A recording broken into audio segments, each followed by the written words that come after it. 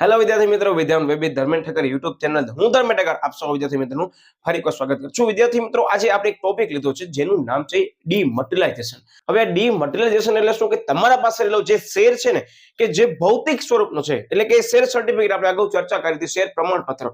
તો આ શેરનું રૂપાંતર શેમાં કરવામાં આવે? જે સાહેબ એનું શેરનું રૂપાંતર કરવામાં આવે ઇલેક્ટ્રોનિક સ્વરૂપની અંદર, જેને ડીમટીરિયલાઇઝેશન તરીકે ઓળખવામાં આવે છે. હું વર્ડ રિપીટ કરી દઉં, જેને ટૂંકાક્ષરી સ્વરૂપ ડીમેટ તરીકે ઓળખવામાં આવે છે. તમે ઘણીવાર સાંભળ્યું હશે કે તમને કોઈ પણ સ્ટોક માર્કેટની અંદર જામીનગીરી બજારમાં રહેલો કોઈ પણ શેર લેવાની ઈચ્છા થાય છે તો તમારો ડીમેટ એકાઉન્ટ હોવો જરૂરી છે વર્તમાન સમયને ધ્યાનમાં લઈ. તો આ ડીમેટ ની જરૂર શું કામ પડી? ડીમેટ ક્યાંથી આવ્યો? ખરેખર ડીમેટ ની અંદર જે છે એ શેર ઇલેક્ટ્રોનિક સ્વરૂપમાં પડ્યો હશે, તેની ખાતરી કેમ થશે કે ભાઈ તમારા નામનો જ ઇક્વિટી શેર છે એ તમને આપવામાં આવ્યો છે, એની કિંમત આ છે.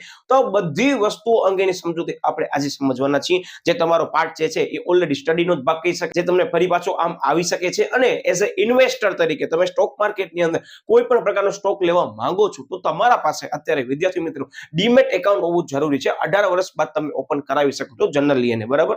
તો આ ડીમેટ ની અંદર શું કરવામાં આવે, હું તમને સૌથી પહેલા બેસ્ટ એક્ઝામ્પલ કહું છું. આ એક સમજૂતીનો ભાગ છે, મારો શબ્દ યાદ રાખજો કે ઘણા બધા જેમ સમજી લો કે શેર હોલ્ડર છે એના પાસે શેર સર્ટિફિકેટ છે. સાંભળજો મારી શબ્દ ખાસ ધ્યાનપૂર્વક.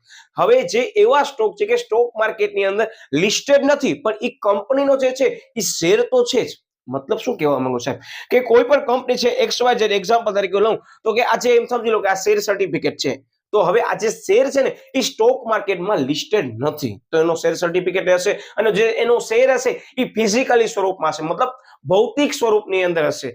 તો વર્તમાન સમયની અંદર સ્ટોક માર્કેટની અંદર વિદ્યાર્થી મિત્રો 1992 સેબીના એક્ટને ધ્યાનમાં લઈ તમે જો નોંધાયેલી જામીનગીરી બજાર એટલે કે સ્ટોક માર્કેટમાંથી તમે કોઈ પણ સ્ટોક લેવા માંગો છો ને તો તમને ડીમેટ સ્વરૂપમાં લેવું પડશે. હા, પછી તમે એને ભૌતિક સ્વરૂપમાં કન્વર્ટ કરાવી શકો છો, પણ તમને એને શેનામાં લેવું પડશે? અત્યારે વર્તમાન સમયમાં સ્ટોક માર્કેટમાંથી કોઈ પણ સ્ટોક બાય કરવો છે, અત્યારે માર્કેટમાં હું અત્યારે સમજી લો કોઈ પણ માર્કેટનું શેર જે છે એ લેવા માંગુ છું તો મને સીધો એ ડીમેટ એકાઉન્ટમાંથી હું એને લઈ શકું છું, બરાબર? તો આ બધી સમજૂતીઓની અંદર વિદ્યાર્થી મિત્રો આવ્યો શું તમને ખબર છે? આની અંદર આવ્યો ઇલેક્ટ્રોનિક સ્વરૂપ. તો ભૌતિક સ્વરૂપનું જે શેર છે, જે કાગળીના સ્વરૂપ છે, એનો રૂપાંતર શેમાં કરવામાં આવશે? હવે સાહેબ ઇલેક્ટ્રોનિક સ્વરૂપની અંદર રાખવામાં આવશે અને એનું સંગ્રહ કરવામાં આવશે, જેને આપણે શેના તરીકે ઓળખીએ છીએ? યસ સાહેબ, ડીમેટ તરીકે ઓળખીએ, જેનો પૂર્ણ સ્વરૂપ ડીમટીરિયલાઇઝેશન છે, બરાબર? એટલે તમે બોર્ડ ઉપર જોઈ શકો છો શેરોનું ડીમટીરિયલાઇઝેશન એટલે શું, અને વિશેષમાં તમને કીધું કે આ મુદ્દો ક્યાં આવશે? યસ સાહેબ, ધોરણ 12 ની અંદર ચેપ્ટર નંબર 9 નાણાકીય બજારની અંદર બેઠો રિપીટ થવાનો છે.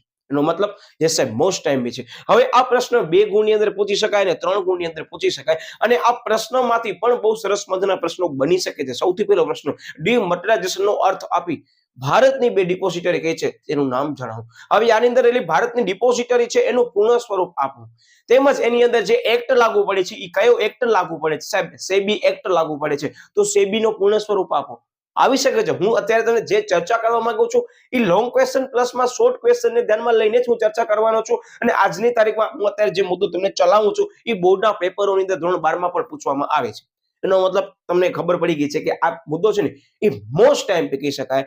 એઝ પર માય વ્યૂ એમ સમજી લો કે આ પ્રશ્ન છે ને એ ખરેખર જે શિક્ષક ધોરણ 12 માં ભણાવે છે ને એને ખ્યાલ છે ને કે બોર્ડમાં પૂછાય છે, એ ધોરણ 11 ની જરૂરથી તમારા નોલેજ ચેક કરવા માટે કરી પૂછી શકે છે. એટલે ખાસ ધ્યાનપૂર્વક આને નોટ ડાઉન કરજો. હવે આપણે એની વિસ્તૃત સમજૂતી લઈએ. સૌથી પહેલા લઈએ સાહેબ એની જરૂરિયાત, પછી એનો લઈએ છે અર્થ, અને પછી મેં તમને જે કીધું એ ડિપોઝિટરી મોસ્ટ ટાઈમ બી છે. આનો પૂર્ણ સ્વરૂપ જે છે હું તમને આપી દેવાનો છું, પણ ખાસ છેલ્લે સુધી વિડીયો જોજો. અને હા, વચ્ચે એક વિદ્યાર્થીનો મને પ્રશ્ન આવ્યો હતો, બરાબર? મે બી તમને પ્રશ્ન હોય તો હવે તમારો ક્લિયર થઈ જશે કે સાહેબ શેર પ્રમાણપત્ર, આગળ મેં વિડીયો મૂક્યું હતું કે સાહેબ શેર પ્રમાણપત્ર ખોવાઈ જાય તો શું થાય?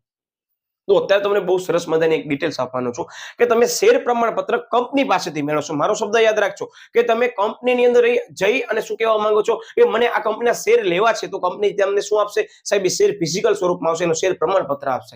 હવે શેર પ્રમાણપત્રની અંદર અગાઉ મેં ચર્ચા કરી હતી, પણ એની અંદર એક બે વસ્તુઓ તમને આપી નથી, પણ હું તમને નોલેજ માટે કહું છું, પરીક્ષામાં લખવાની જરૂર નથી. કે તમે શેર પ્રમાણપત્ર જ્યારે પણ લેશો ને વિદ્યાર્થી મિત્રો, તે શેર પ્રમાણપત્રની અંદર લખેલું હશે કે આ જે શેરની સંખ્યા છે આ શેર હોલ્ડર પાસે કેટલી છે.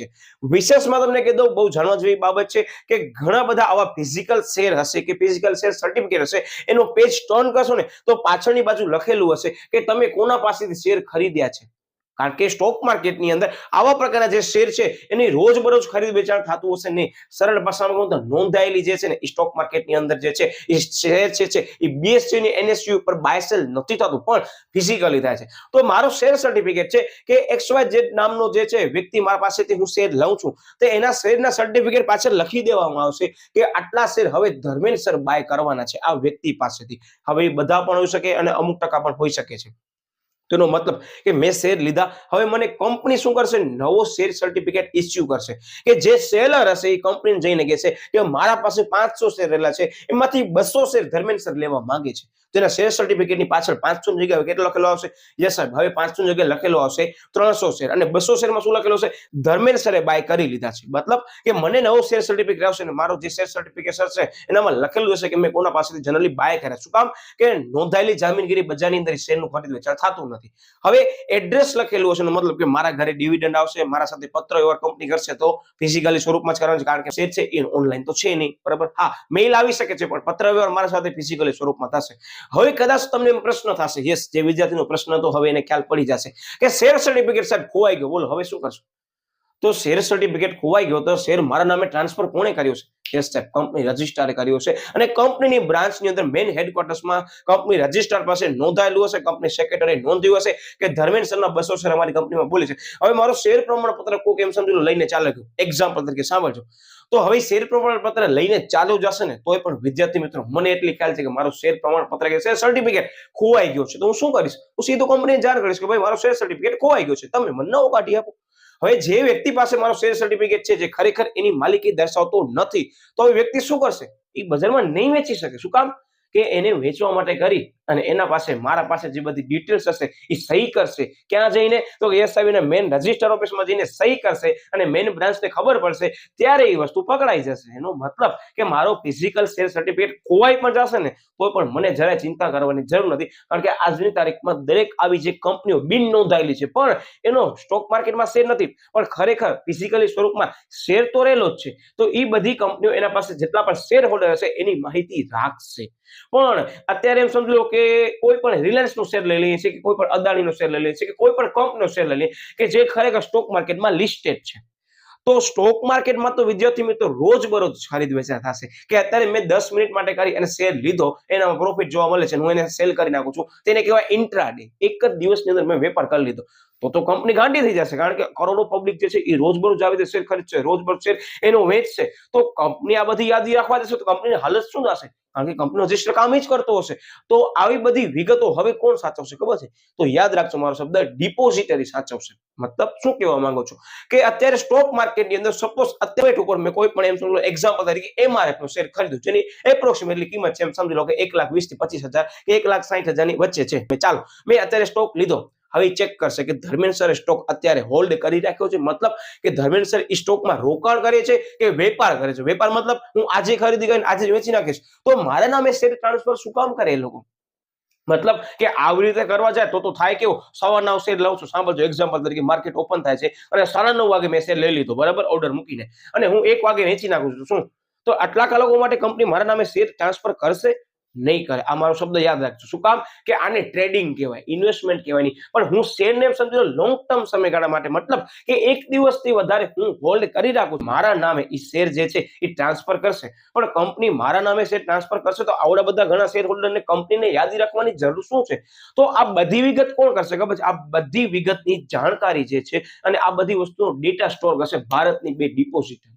કઈ છે? યાદ રાખજો મારો શબ્દ, આ પાર્ટ જે છે એ આપણા સ્ટડીનો જ પાર્ટ છે, એટલે ખાસ ધ્યાન રાખજો. જેમાં સૌથી પહેલી આવે છે NSDL અને પછી આવે છે CDSL.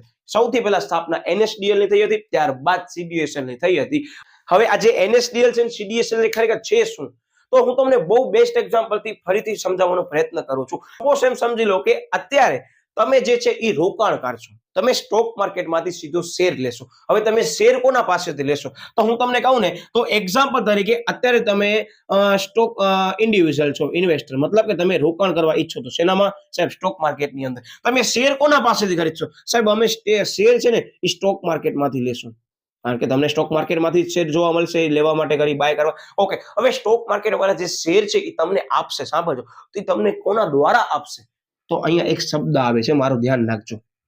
અહીંયા આવશે ડિપોઝિટરી પાર્ટિસિપન્ટ, બરાબર. અત્યારે આને હું ઇરેઝ કરી નાખું છું, પછી તમને સમજાવું તો શું કામ અહીંયા મેં એરો નથી કર્યો. હવે ડિપોઝિટરી પાર્ટિસિપેટ કરે શું ખરેખર? તો કે જે રોકાણકાર છે એને સ્ટોક માર્કેટમાંથી શેર ખરીદી કરી અને આપશે, નાણાં કલેક્ટ કરશે અને વિગત કલેક્ટ કરશે. સરળ ભાષામાં કહું તો ડિપોઝિટરી પાર્ટિસિપેટ કોણ હશે ખબર છે? યસ, અહીંયા જો મેં લખ્યું જ છે. તો કે આ બધા બ્રોકર હશે, સ્ટોક માર્કેટની અંદર જે બ્રોકર હશે ને એ હશે. Just for example share Khan છે, એન્જલ બ્રોકિંગ છે, ઝેરોધા બ્રોકિંગ છે. તો આ બધા શું છે? બ્રોકર છે. આ બ્રોકર કોણ હશે? તો કે ડિપોઝિટરી પાર્ટિસિપેટ ગણાશે. એ માત્ર કરશે શું? તમારી બધી વિગતો છે ને ઉપર ડિપોઝિટરીને આપશે. તો હવે આ જે ડિપોઝિટરી પાર્ટિસિપેટ છે હું તમને શોર્ટમાં લખી દઉં, કારણ કે બંનેમાં ડીપી જ વર્ડ આવશે. ડિપોઝિટરી પાર્ટિસિપેટ હશે શું કરશે? તમારી બધી વિગત કોને આપશે? જે સાહેબ અમારી બધી વિગત એ આપશે ડિપોઝિટરીને. બરાબર, અહીંયા હું શોર્ટમાં લખવાનો પ્રયત્ન કરું છું, વિઝેબલ હશે આઈ થિંક તમને. તો આ ડિપોઝિટરી શું કરશે? યસ, તો કે ડિપોઝિટરી પાર્ટિસિપેટ હશે એના પાસેથી સૌથી પહેલા શું કરશે? યસ સાહેબ, રૂપીસ જે છે એ આને આપશે, પ્લસમાં બધી ઇન્ફોર્મેશન આપશે કે ભાઈ ખરેખર ધર્મેન્દ્ર સરે આજે કેટલા શેર ખરીદી કરી અને હોલ્ડ કર્યા છે. તો આ બધી વિગત ડિપોઝિટરીને આપશે અને આ ડિપોઝિટરી તમારા નામે અને તમારે જેટલા પાસે રહેલા શેર હશે એ બધા શું કરી રાખશે? એના પાસે નોટ ડાઉન કરી રાખશે અને તમારા ખાતામાં પડ્યા ક્યાં હશે? ડિપોઝિટરી પાર્ટિસિપન્ટ પાસે પડ્યા છે. રિપીટ કરી દઉં, તમે સ્ટોક માર્કેટમાંથી શેર ખરીદ્યો, શેના સ્વરૂપમાં? યસ સાહેબ, ડીમેટ ની અંદર જ લેવું પડશે, કોઈ ઓપ્શન અવેલેબલ નથી, બરાબર. હવે ડિપોઝિટરી પાર્ટિસિપેટ ઘણા બધા હોઈ શકે છે, બરાબર. બેન્કિંગ ઇન્સ્ટિટ્યુશન પણ હોઈ શકે છે. મતલબ તમે જે છે એ શેર આના દ્વારા મેળવશો. સરળ ભાષામાં કહું તો તમે લખેલા કોણ છે ખબર છે? આ દલાલો છે.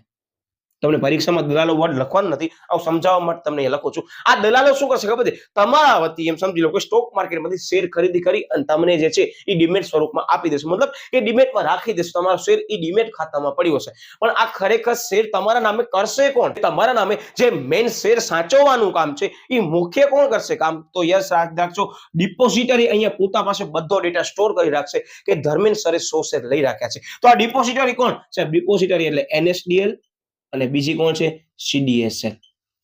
આનો પૂર્ણ સ્વરૂપ હું તમને કહેવાનો જ છું, પણ હવે તમે સમજી ગયા છો કે સ્ટોક માર્કેટની અંદર અત્યારે અથવા તમે ભવિષ્યમાં કોઈ પણ વ્યક્તિ પાસે સાંભળો છો કે મેં આજે સ્ટોક લીધો તો એને આવી રીતે સ્ટોક આપવામાં આવે છે. અને આજની તારીખમાં ઇવન મારા પાસેની દરેક ઇન્વેસ્ટર પાસે જેના પાસે ડીમેટ એકાઉન્ટ છે અને જે શેર ખરીદે છે એને CDSL અને NSDL પાસેથી એને ઓફિશિયલી શેર સર્ટિફિકેટ પણ આપવામાં આવે છે. જે શેરની ખરીદ વેચાણ કરે છે એ શેરની એને કોન્ટ્રાક્ટ નોટ પણ મૂકવામાં આવે છે કે તમે આજે આ વસ્તુની ખરીદી કરી છે. હવે બધી વસ્તુ ધોરણ 12 માં આવવાની છે, એટલે હું અહીંયા વિસ્તૃત સમજાવવાનું નથી, પણ તમે હવે સમજી ગયા છો કે આખી મેં તમને જે પ્રોસેસ સમજાવી ધોરણ 11 માં આ મુદ્દામાં આવવાની છે, ધોરણ 12 માં પણ આવવાની છે. એટલે મેં તમને શરૂઆત જોઈ લો મેન બેઝ થી કરી છે. આ બેઝ તમને ખબર પડી ગઈ ને એનો મતલબ તમને હવે ખબર પડી જશે. એનો મતલબ કે હવે પ્રોસેસ જોઈએ તો શું છે? યસ સાહેબ, ડિપોઝિટરી જે છે બધી ઈ કોના નામે છે ટ્રાન્સફર કરશે? સાહેબ ટ્રાન્સફર કરશે આ બધા ઇન્વેસ્ટરના નામે, એટલે કે રોકાણકારો નામે ટ્રાન્સફર કરશે. પણ કોના થ્રુ, કઈ ચેનલ થ્રુ? યસ સાહેબ, ડિપોઝિટરી પાર્ટિસિપેન્ટની ચેનલ થ્રુ કે દલાલોની ચેનલ થ્રુ, બરાબર. હવે તમને ખબર પડી ગઈ હશે કે ડિપોઝિટરી પાર્ટિસિપેન્ટ એટલે શું અને ડિપોઝિટરી એટલે શું. કે એમ સમજી લો કે હું અત્યારે ડિપોઝિટર છું, NSDL અને CDSL. તમે જે છે કોણ છો? યસ સાહેબ, અમે જે છે ને એ ડિપોઝિટરી પાર્ટિસિપેન્ટ છે. મતલબ કે અમારા જે રિલેટિવ છે અત્યારે સ્ટોક માર્કેટમાંથી સ્ટોક ખરીદશે તો કોના પાસેથી લેશે? યસ સાહેબ, અમારા પાસેથી લેશે. તમે ડિટેલ્સ કોને આપશો? સાહેબ મને આપશો, એટલે કે મને ડિપોઝિટરીને આપશો, તમે મને પૈસા પણ આપશો, પ્લસમાં હું એ ડિટેલ્સ તમારા પાસે લઈશ કે ભાઈ આજની તારીખની અંદર આ કંપનીના શેર જે છે એ કયા કયા વ્યક્તિઓએ હોલ્ડ કરી રાખ્યા છે, રોકાણ કર્યું છે, તમને ડિટેલ્સ આપીને હું શું કરીશ? મારી સિસ્ટમની અંદર એ બધા વ્યક્તિનું નામ હું કલેક્ટ કરી રાખી દઈશ. આ મારા પાસે જ રાખીશ, હું કંપનીને નથી આપવાનું. બીજી બાબત, અહીંયા જે વ્યક્તિ ખરીદે છે જે વ્યક્તિ વેચાણ કરે છે એને એકબીજાને ખબર જ નહીં હોય કે કોના પાસેથી શેર ખરેખર મળ્યો છે, કારણ કે તમે દલાલ છો. એનો મતલબ કે તમે એ વ્યક્તિ પાસેથી લઈને શેર તમે તમારા રિલેટિવને આપ્યા છે તો એ ખ્યાલ જે છે એ તમને પણ નહીં હોય. હું શું કહું છું ખબર પડે છે? કારણ કે એ વ્યક્તિ સેલ કરવા વાળો હશે, એ એનો જ્યાં પણ એમ સમજી લો કે બ્રોકર પાસે એકાઉન્ટ હશે, એ સેલ કરશે. તમે શું કરશો? બ્રોકર તરીકે શેર ખરીદી કરી શકશો. તમે એ તમારા રિલેટિવને આપશો. મતલબ કે અહીંયા આખી પ્રોસેસ એવું કહેવા માંગે છે કે આ સમગ્ર ડીમેટની પ્રોસેસની અંદર કોણ જે છે એ શેર કોના પાસેથી ખરીદે છે ને એ પોતે ઇન્ડિવિડ્યુઅલ ઇન્વેસ્ટર કે વ્યક્તિને, મતલબ કે તમારા રિલેટિવને પણ ખબર નહીં હોય. આ ખબર માત્ર મને જ હશે. શું કામ? કે એ જે એ નામનો ઇન્સ્ટિટ્યુશન વાળો વ્યક્તિ હશે અથવા એ નામનો જે બ્રોકર હશે એનો પોતાનો, એ મને ડિટેલ્સ આપશે, બરાબર. અને તમે મને ડિટેલ્સ આપશો. હું શું કરીશ? બાયર સેલર નક્કી કરીશ અને હું એના નામે જે છે એ વ્યક્તિ છે એનો જે પણ ડીમેટ એકાઉન્ટ હશે એનામાંથી શેરને હું લઈ અને હું એ તમારા રિલેટિવના નામે કરીને આપીશ, પણ તમારા થ્રુ આપીશ. સરળ ભાષામાં કહીને તો હું ડિપોઝિટ તરીકે કામ કરીશ. કોણ શેર ખરીદે છે, કોણ શેર વેચે છે, આ બધી વિગત મારા પાસે હશે. આ વસ્તુ ક્લિયર થઈ. આ સમગ્ર કોન્સેપ્ટની મેં સમજૂતી તમને અહીંયા આપી દીધી. પણ હવે તમે કે સાહેબ આની જરૂર શા માટે પડી? તો આનો સમજૂતી અહીંયા આવે છે. જો શું કહે છે કે માલિકી હકનો પુરાવો જે છે એ શેર પ્રમાણપત્ર દ્વારા રજૂ કરવામાં આવશે. આગળ આપણે ચર્ચા કરી યસ, તો કે ડુપ્લિકેટ પ્રમાણપત્ર મેળવવા લાંબી અને જે ખર્ચાળ વિધિમાંથી પસાર થવું પડતું હતું વિદ્યાર્થી મિત્રો, એ રોકાણકાર માટે બહુ સારું ન હતું. તમને બધાને ખ્યાલ હશે કે તમે મે બી 1992 સ્કેમની સિરીઝ જોઈ હશે, તો એનામાં અથવા કોઈ પણ મૂવીમાં જોયું હશે કે પહેલા છે ને BSE ની અંદર રિંગ ભરાતી હતી. એ રિંગની અંદર શેરોનું ખરીદ વેચાણ થતું અને ત્યારે ઇલેક્ટ્રોનિક સ્વરૂપ ન હતું. હવે તમે ઓન ધ સ્પોટ શેર ખરીદો છો ને પછી વેચો છો, એ બે વચ્ચેનો સમયગાળો છે એના ભાવ છે એ વધઘટ થઈ શકે છે. અને ખરેખર જે રોકાણકાર છે એ શેર ખરીદતા હતા એના હાથ સુધી આવતા વિદ્યાર્થી મિત્રો સારો એવો સમયગાળો પસાર થઈ જતો હતો. એમ સમજી લો કે અત્યારે હું શેર લઉં તો એમ સમજી લો ઓછામાં ઓછા 5 થી 6 દિવસ બાદ એ રોકાણકારને જે છે એ શેર મને આવે ને મારા હાથમાં શેર આવે ત્યાં સુધી કિંમત શું થઈ ગઈ? યસ સાહેબ, ફેરફાર થઈ ગયો. તો આ બધી સમસ્યાઓથી નિવારવા માટે કરી વિદ્યાર્થી મિત્રો શું કરવામાં આવે છે? તો વર્તમાન સમયમાં એ જ કે છે કે સમયસર અને ટપાલ દ્વારા જે છે એ શેર સર્ટિફિકેટ ન પણ મળે અથવા ખોવાઈ પણ જાય અથવા તૂટી પણ જાય અથવા નાશ પણ પામી શકે. આ બધી સમસ્યાઓને ધ્યાનમાં લઈ વિદ્યાર્થી મિત્રો આ જે શેર હતા ને ફિઝિકલ સ્વરૂપના, એનું શેનામાં રૂપાંતર કરવામાં આવ્યું? સાહેબ, એનું રૂપાંતર કરવામાં આવ્યું ઇલેક્ટ્રોનિક સ્વરૂપમાં. એમ સમજી લો કે તમારું ઇલેક્ટ્રોનિક સ્વરૂપની અંદર એ શેર પડ્યો રહેશે, જેને શું કહેવાય? ડીમેટ તરીકે ઓળખવામાં આવે છે. અને હજી એક વર્ડ આવે છે, આ ડીમટીરિયલાઇઝેશન છે, એનો હજી એક વર્ડ આપણે ચેન્જ કરીને એ છે રીમટીરિયલાઇઝેશન. હવે તમે કહેશો ભાઈ રીમટીરિયલાઇઝેશન એટલે શું? તો કે ખરેખર કાગળિયાના સ્વરૂપનો જે શેર છે આપણે એને ઇલેક્ટ્રોનિક સ્વરૂપમાં ફેરવીએ છીએ તો શું બની ગયો? સાહેબ, ભૌતિક સ્વરૂપનો શેર અભૌતિક સ્વરૂપ એટલે કે ઇલેક્ટ્રોનિક સ્વરૂપમાં આવી ગયો. સાહેબ, ડીમેટ બની ગયો. હવે ડીમેટની અંદર રહેલો જે શેર છે એનું રૂપાંતર ભૌતિક સ્વરૂપમાં કરવામાં આવે, બરાબર, કાગળિયાના સ્વરૂપમાં કરવામાં આવે તો એને કહેવાય રીમટીરિયલાઇઝેશન. મતલબ સાહેબ શું કહો છો કે અત્યારે મારા પાસે સ્ટોક માર્કેટની અંદર જેટલા પણ શેર છે ને એ મારા ડીમેટ એકાઉન્ટમાં પડ્યા હશે, બરાબર. જનરલી અત્યારે નિયમ પ્રમાણે ફરજિયાત મને આના પ્રમાણમાં રાખવું પડે જે નોંધાયેલ શેર છે એ. હવે આ જે નોંધાયેલ શેર છે વિદ્યાર્થી મિત્રો, એ શેર જે છે એ મારા પાસે ડીમેટમાં છે. હવે મને કોઈક જગ્યાએ ગીરવી રાખવું છે અથવા કોઈક જગ્યાએ સમજી લો કે એના પર લોન લઈને મને દેખાડવું છે કે ભાઈ મારા પાસે આ પ્રમાણમાં શેર છે સર્ટિફિકેટના માધ્યમમાં, તો મારો ડીમેટના શેરને શેનામાં કન્વર્ટ કરશે? એ લોકો યસ ભૌતિકમાં કન્વર્ટ કરીને મને આપશે. એને કહેવાય રીમટીરિયલાઇઝેશન, જે તમને ધોરણ 12 માં આવશે. પણ મેં એટલે તમને અત્યારે સમજાવ્યું છે કે તમને મગજમાં ક્લિયર હોવું જોઈએ કે સાહેબ આ ડીમેટ અને રીમેટ એટલે શું. મેં તમે જે કીધો એ 12મા ધોરણમાં તો આવશે, પણ અત્યારે મને એટલે જે ડાઉટ અગાઉ મેં તમને કીધો હતો એ આપણા વિદ્યાર્થીનો હતો અને હવે તમારો એ જે છે એ ડાઉટ આઈ હોપ તમારો ક્લિયર થઈ ગયો છે. એટલે ખાસ ધ્યાન રાખશો, આ સમજૂતીનો બેઝ મેં અત્યારે લઈ લીધો છે. હવે તમને બધી વિગત સરળ લાગશે પણ સમજવી જરૂરી છે. યસ, હવે શું કહે છે કે ડીમેટ નો અર્થ એટલે શું? 1 માર્કની અંદર અને 2 માર્કની અંદર આ બે મુદ્દાને ટાર્ગેટ કરી શકાય છે, બરાબર. જરૂરિયાત તમને ખબર પડી ગઈ કે શેરની લેવેચમાં મુશ્કેલીઓ થતી હતી, હવે દૂર થઈ ગઈ છે. શેર ખોવાઈ જતો, શેર નાશ પામી જતો હતો, બરાબર, શેર ફાટી જતો હતો. આ ઘણા બધા રીઝનો હતા ત્યારે ભૌતિક સ્વરૂપના શેરની અંદર કે જે રોકાણકાર પાસે જે સ્વરૂપમાં હોવું જોઈએ એ સ્વરૂપમાં સચવાઈ શકે એમ ન હતું. તો આ બધી વિગતોને ધ્યાનમાં લઈ શેરનું શું કરવામાં આવ્યું? ઇલેક્ટ્રોનિક સ્વરૂપમાં રૂપાંતર કરવામાં આવ્યું. કોને ધ્યાનમાં લઈ? 1992 એટલે કે 1992 સેબી એક્ટને ધ્યાનમાં લઈ, બરાબર. જો શું કહે છે? યસ, અર્થ સાવ ઈઝી છે. ભૌતિક સ્વરૂપના શેરના પ્રમાણપત્રને ઇલેક્ટ્રોનિક સ્વરૂપમાં રૂપાંતરિત કરવામાં આવે છે, જેને ડીમટીરિયલાઇઝેશન એટલે કે ડીમેટ તરીકે ઓળખવામાં આવે છે. આ 1 માર્કનો અર્થ.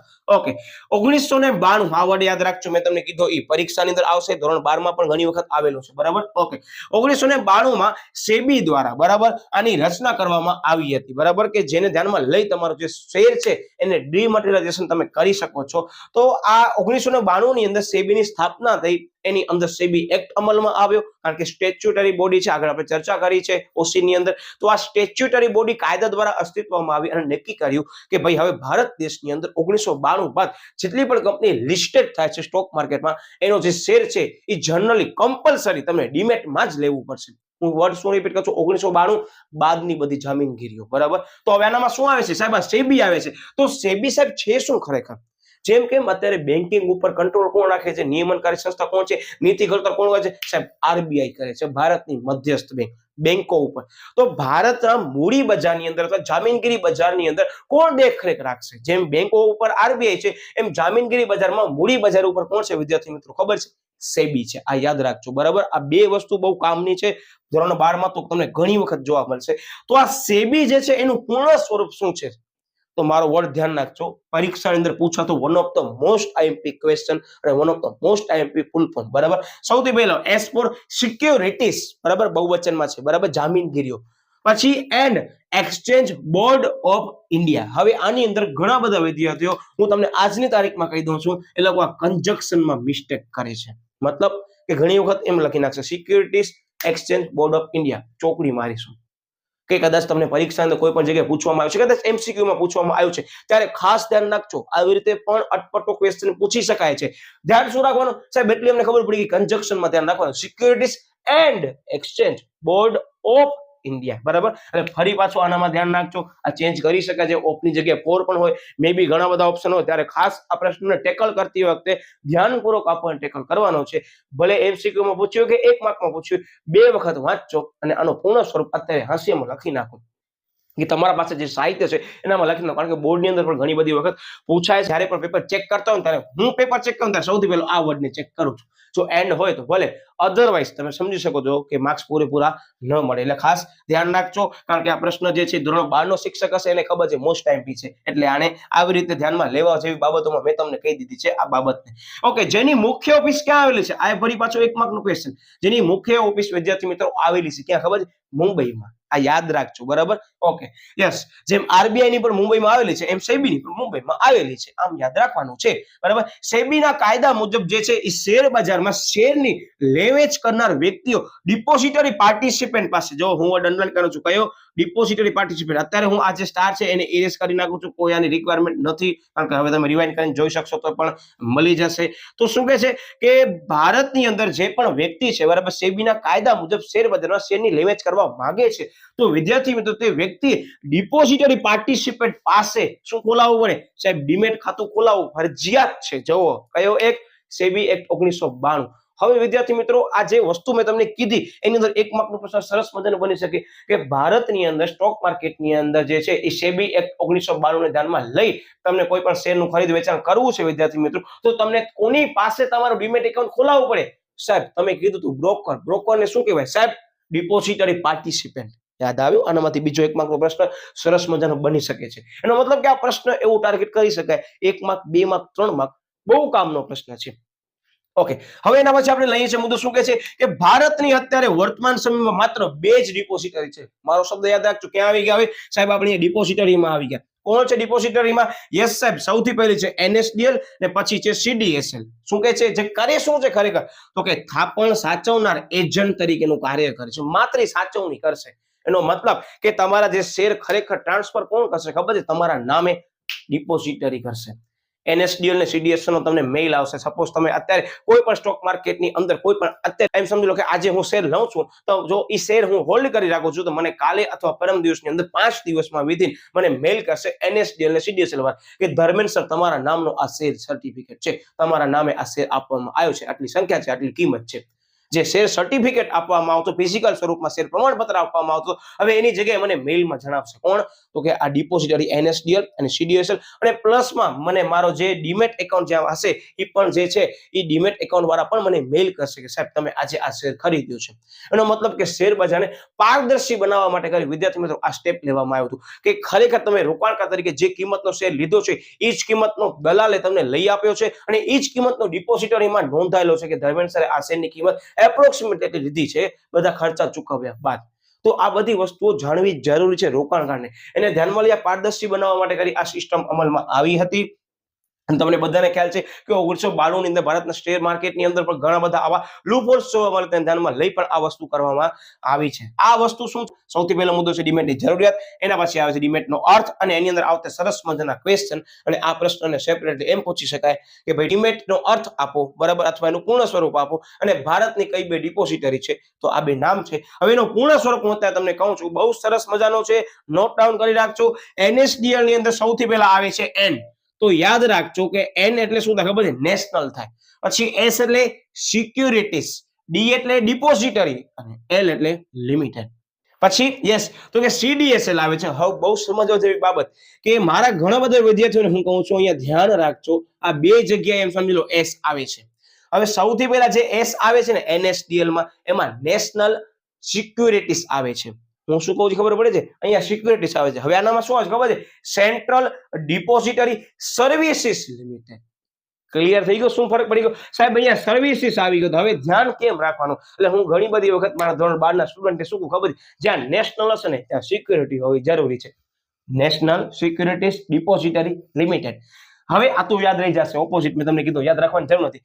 Central depository services limited. આ બે વસ્તુ એવી છે વિદ્યાર્થી મિત્રો, તમને યાદ રાખવી પડશે, કારણ કે આ બે ના પણ પૂર્ણ સ્વરૂપ પરીક્ષાની અંદર આવી શકે છે. એટલે ખાસ ધ્યાનપૂર્વક આ પૂર્ણ સ્વરૂપ, અને અત્યારે જે બોર્ડ ઉપર તમને દેખાય છે ને કે મેં રેડ પેન થી લખી છે ને ક્યાંક અંડરલાઈન કરેલી છે, તો ખાસ એ વસ્તુ તમારા અત્યારે જે પણ સાહિત્ય હોય અત્યારે એની ઉપર તમે લખી નાખો, કારણ કે અત્યારે તમને કામ આવવાનું જ છે.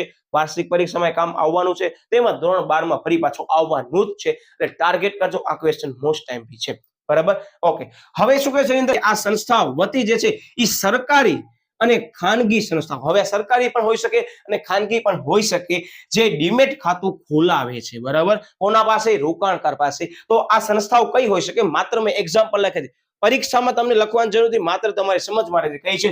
યસ સાહેબ, એસકે એટલે શેરખાન. મેં તમને અત્યારે એક્ઝામ્પલ આપ્યું કે શેરખાન જે છે એ વિદ્યાર્થી મિત્રો અત્યારે શું છે ખબર? ડિપોઝિટરી પાર્ટિસિપન્ટ કહેવાય, જે બ્રોકર છે. બરાબર? ઓકે. પછી એન્જલ બ્રોકિંગ. યસ સાહેબ, અમે ઘણી બધી એડવર્ટાઇઝમેન્ટ એની જોઈ છે. પછી યસ સાહેબ, ઝેરોધા બ્રોકિંગ. તો એવા ઘણા બધા પૂછી શકે. હવે હું આની વિસ્તૃતમાં ચર્ચા લેવા નથી માંગતો, કારણ કે તમે બેન્કિંગ તમારી જે ઇન્સ્ટિટ્યુશન છે એના પાસેથી પણ તમે વિદ્યાર્થી મિત્રો આ બધી પ્રકારની સેવા મેળવી શકો છો ડીમેટની. આ યાદ રાખજો. પણ અત્યારે મેં ખાનગી જ માત્ર લીધી છે. તો એનો મતલબ કે તમને આવી રીતે જે છે એ ડીમેટ એકાઉન્ટની અંદર આવી રીતે પ્રોસેસ વાઇઝ તમને ભૌતિક સ્વરૂપના જે શેર છે એને ઇલેક્ટ્રોનિક સ્વરૂપની અંદર કન્વર્ટ કરી શકો છો. આ મુદ્દાને મેં અત્યારે આટલું જ લીધું છે. આનો ખરેખર સમજૂતી વિસ્તૃત છે, પણ એ હું પછી લેવાનો છું, અને એ બધી સમજૂતી બહુ બેઝિક છે. અને કદાચ તમને એ સમજૂતીનો વિડીયો જોઈતો તો ખાસ મને કોમેન્ટ દ્વારા જણાવી શકો છો. બાકી બહુ ઈઝી છે કે ભાઈ આની અંદર કયા કયા પ્રકારના ચાર્જીસ લાગુ પડે છે, એક તમને ખાતું ખોલાવવું છે, તમે કોના પાસે ખોલાવી શકો છો, રિપીટ છે. અને ખાતું ખોલાવવા માટે તમને કયા ડોક્યુમેન્ટ જોઈશે? સાહેબ, આપણું નામ જોઈશે, આપણા કેવાયસી માટે કરી પાન કાર્ડ જોઈશે, આધાર કાર્ડ જોઈશે. આ બધી પ્રોસેસ છે જે નામ એ લોકોએ આપી દીધા છે, જે સાવ સરળ છે. એટલે એકવાર આ સમગ્ર પ્રશ્નને કરવાનું છે. પણ મેં અહીંયા એવો બધો ટોપિક લીધા છે કે જે ઘણા બધા વિદ્યાર્થીઓ કોન્સેપ્ચ્યુઅલ યાદ નથી રહેતા કે સમજણ નથી પડતી, એટલે મેં સૌથી પહેલા આને કવર કર્યું છે. બાકી ઓલમોસ્ટ બધા મુદ્દા તમને સાવ ઈઝી લાગશે. સ્ટીલ તમને એમ લાગે છે કે સાહેબ અમને આ વસ્તુ ફરીથી શીખવી છે, તો બિંદાસ તમે મને જાણ કરી શકો છો. બાકી તમારી પરીક્ષાને ધ્યાનમાં લઈએ તો આટલો મુદ્દો સમજવો જરૂરી હતો, એને ધ્યાનમાં લઈ મેં આની સેપરેટલી એક સરસ મજાનો વિડીયો બનાવ્યો છે. ધારત તું મને સેલ સર્ટિફિકેટમાં કવર કરી શકત, પણ મને સેલ સર્ટિફિકેટ પણ વિસ્તૃત સમજાવવો હતો, અને એનો જે ડાઉટ છે હવે જે વિદ્યાર્થી મને પૂછ્યું હતું એને હવે ક્લિયર થઈ ગયું હશે. એટલે વિદ્યાર્થી મિત્રો ખાસ વિડીયોને લાઈક કરી દેજો, ચેનલને હજી પણ સબસ્ક્રાઇબ ન કરો ચેનલને સબસ્ક્રાઇબ કરી દેજો, તેમજ બાજુમાં આપેલ બેલ આઇકન ઉપર ઝડપથી પ્રેસ કરી નાખો, જેથી કરીને તમને ઝડપથી નોટિફિકેશન મળી રહે. હું અત્યારે સાઈડમાં આવી છું, તમને કદાચ સ્ક્રીનશોટ પાડવું હોય તો પાડી શકો છો. ઓકે વિદ્યાર્થી મિત્રો, મળ્યા વળી પછી નવા ટોપિક સાથે. ત્યાં સુધી બાય બાય.